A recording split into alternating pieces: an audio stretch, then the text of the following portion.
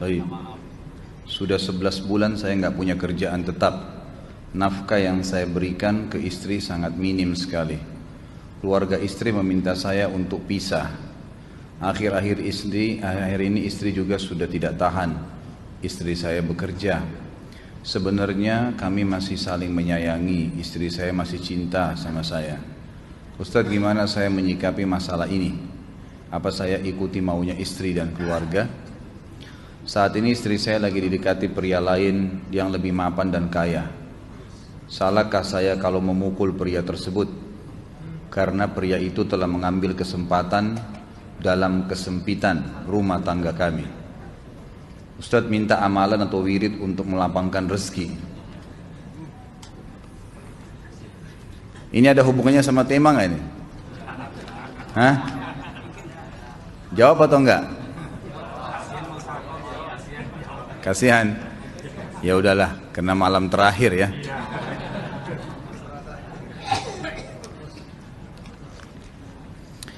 Yang pertama sekali, saya menyarankan Anda saran dari laki-laki ke laki-laki. Prinsiplah dan jangan merendahkan diri di hadapan wanita. Maksudnya begini, pada saat seorang wanita yang menjadi istri Anda membutuhkan Anda, tunjukkan kebutuhan kita 1000 kali daripada dia. Dia sayang, dia perhatikan, dia siap berkorban. Kita harus 1000 kali lebih hebat daripada itu. Laki-laki memang penaung. Tapi kapan dibalik? Kalau saya pribadi, kapan dia tidak butuhkan, menunjukkan kebutuhan, saya 1000 kali tidak butuh sama dia. Untuk apa Anda merendahkan diri di depan seorang wanita yang kalau memang dia tidak bisa menjadi seorang istri? Karena kapan wanita sudah menyombongkan diri di hadapan laki-laki, tidak akan ada wibawa sama sekali. Ini poin dulu dalam pembukaan. Dan selalu saya sarankan siapapun ikhwah yang minta saran saya dalam masalah rumah tangga, yang paling pertama ini saya ucapkan, saya bukan menyuruh Anda menjadi keras, bukan. Tapi saya mengajak Anda untuk punya prinsip dalam hidup. Wibawa, pemimpin rumah tangga. Dibutuhkan kita butuh, tidak dibutuhkan ya sudah. Masih banyak gantinya. Dia mau ganti laki-laki lain, silahkan, ahlan wa sahlan, silahkan. Allah akan gantikan penggantinya yang lebih baik. Dan itu harus bisa kita punya prinsip. Memang begitu. Kalau ini kita terapkan dalam kehidupan kita, kita akan sangat mudah hidup. Terkadang subhanallah ada pengorbanan berat. Berpisah dengan meninggal, berpisah karena masalah dosa yang dilakukan oleh pasangan kita, jelas haram.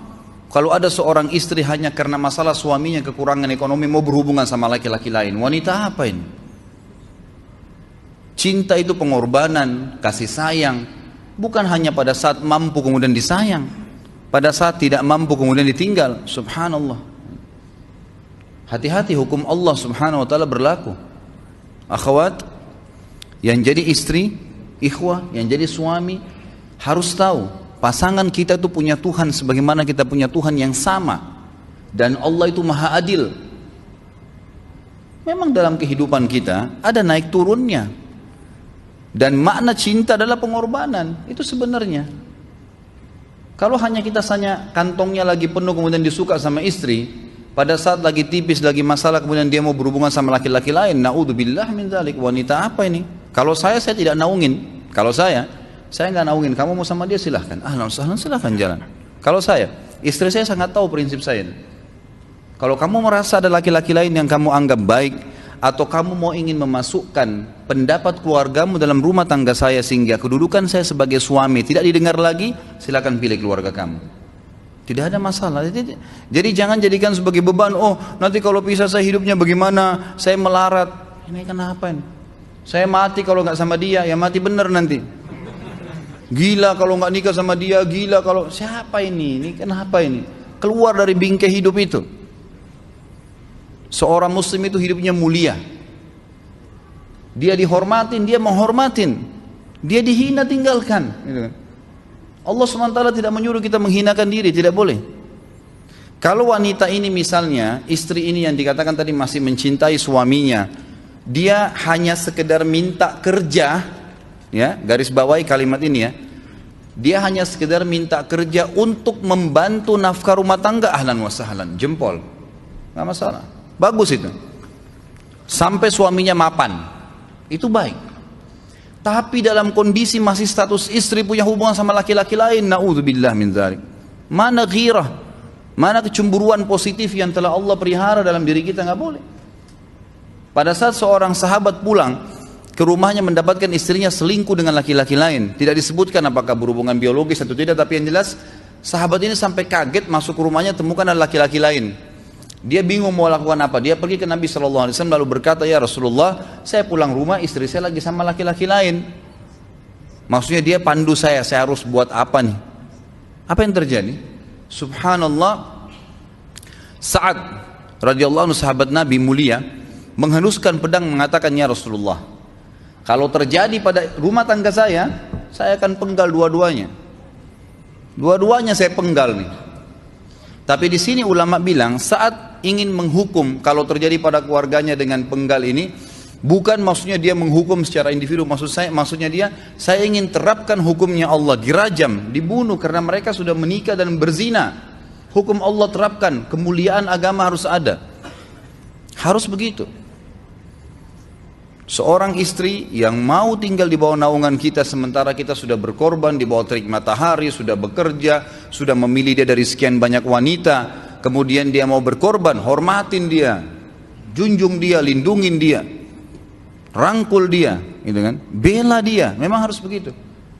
Tapi kalau masih dalam naungan, kemudian sedikit himpit masalah ekonomi lalu berhubungan sama laki-laki lain, naudzubillah, jangan dipertahankan, berbahaya sekali, gitu kan?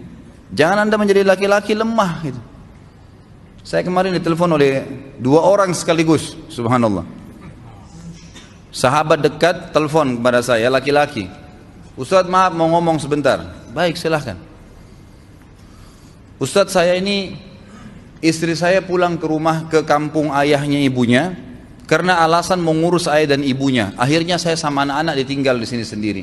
Setiap kali saya panggil pulang, dia bilang sudahlah saya nggak mau pulang. Kalau mau nikah lagi silahkan. Dia bahasakan begitu. Bagaimana sarannya Ustadz? Saya bilang nikah lagi. Dengan tegas saya bilang nikah lagi. Kalau tidak terbuka pintu fitnah. Perempuan itu kenapa harus pilih orang tuanya? Tidak boleh secara syar'i. Nggak boleh. Sudah menerima akad nikahnya seorang laki-laki, laki-laki itu yang dinomorsatukan di atas ayahnya, nggak ada alasan. Kalau suami izinkan boleh urus orang tua, kalau nggak diizinkan tidak boleh, nggak boleh. Bagaimana dia tinggalkan suaminya sama anaknya? Kaget itu saya katakan begitu. Iya, bahkan sekarang hukum poligami sudah wajib bagi Anda, nggak boleh. Wajib sekarang. Ini ragu mau melangkah seakan-akan poligami itu dosa. Padahal dia ditinggal oleh istrinya. Bagaimana bisa ini? Ada laki-laki seperti ini gak punya prinsip. Harus melangkah. Dia sudah dapat jawaban saya dikasih. Ini Ustadz teman saya juga mau bicara. Masalahnya sama lagi. Ustadz istri saya tinggalkan saya, Ustadz kayak mau menangis. Sebentar, jangan pakai nangis laki-laki. Apa ini cengeng? Ditinggal wanita nangis, subhanallah. Orang nangis itu ditinggal meninggal Rasulullah SAW, ketinggalan sholat subuh berjamaah, itu nangis. Nggak jadi jihad, nah itu nangis. Ditinggal perempuan nangis, la ilaha illallah. Allah ciptakan perempuan lebih banyak daripada laki-laki. Ini bukan menurunkan martabat perempuan ya. Artinya harus seorang pemimpin itu punya wibawa, nggak bisa. Kalau nggak akan dianggap remeh nanti. Istri itu dinaungin, dilindungin, dididik, diberikan haknya ia. Berikan berlipat-lipat penghormatan sebagaimana dia berikan satu penghormatan, nggak apa-apa. Tapi jangan sampai menginjak martabat seorang pemimpin, tidak boleh. Akhirnya saya sampai bilang sama dia, akhi, ambil keputusan. Kamu mau balik sama saya berumah tangga di sini, atau kamu pilih rumah orang tua kamu? Oh saya pilih orang tua saya, baik saya ceraikan kamu sekarang. Assalamualaikum, tutup telepon, selesai. Jangan lama-lama. Cengeng sekali, udah sujud sama Allah, saya masih berat cintanya Allah. Ia minta kepada Allah subhanahu wa ta'ala. Ini gampang dihilangkan dari hati. Sebagaimana dia datang dia bisa keluar, gampang itu. Subhanallah ya, jangan terlalu mencintai dunia berlebihan. Kalau saran saya, kalau istri Anda ini tanya baik-baik, kalau kamu bekerja hanya karena mau bantu nafkah rumah tangga sekarang, ahlan wa sahlan, silahkan. Selama pekerjaan halal, antar dia ke tempat kerjanya. Muliakan dia, jaga, jemput pada saat pulang. Anda pembelahnya, begitu. Tapi kalau berhubungan sama laki-laki, ada subhanallah suami, depannya dia istrinya telepon laki-laki lain dan dia menerima itu. Mana ini? Dalam agama haram, wallah haram itu hukumnya. Nggak boleh. Itu namanya dayuth dalam agama. Nabi SAW mengatakan Allah melaknat dayuth. Kata sahabat, siapa itu dayuth ya Rasulullah? Laki-laki yang tidak punya cemburu terhadap pelanggaran agama yang terjadi pada istrinya. Gimana caranya? Nggak boleh dalam agama Islam, gitu kan? Makanya biasakan hati kita terisi dengan cinta kepada Allah SWT dan bukan cinta kepada manusia. Mencintai istri karena Allah yang perintahkan, mencintai suami karena Allah yang perintahkan. Jadi semua karena Allah. Tidak ada kata-kata hilang, tidak ada rugi kalau kita meninggalkannya. Jadi ini hal mendasar yang saya tahu, Allahu alam. Jadi sampaikan seperti itu. Kalau wirid apa? Saran saya adalah memperbanyak istighfar kepada Allah SWT. Gunakan momen musibah itu sebagai kesempatan untuk mendekatkan diri dengan Allah Subhanahu wa taala. Begitu ya.